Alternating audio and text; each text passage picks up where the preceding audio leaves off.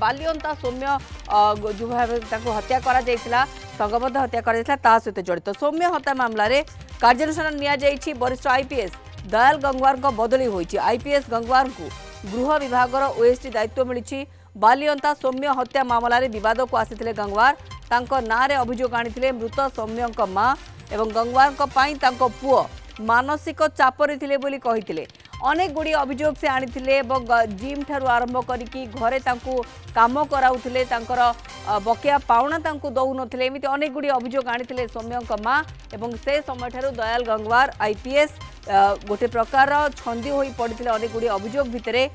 सौम्य हत्या मामलें गोटे बड़ कार्यानुष्ठान ग्रहण करा जायछि बोली कुआ जाउछि वरिष्ठ आईपीएस दयाल गंगवार बदली होईछि आईपीएस गंगवार को गृह विभाग ओएसडी दायित्व मिली बालियंता सौम्य हत्या मामलें विवाद भितर को टाणी होई आसीथिले से तांको नारे अनेक गुड़ी अभियोग आनी मृत सौम्य मां एवं गंगवार पुओ मानसिक चापरे थिले बोली से कहिथिले।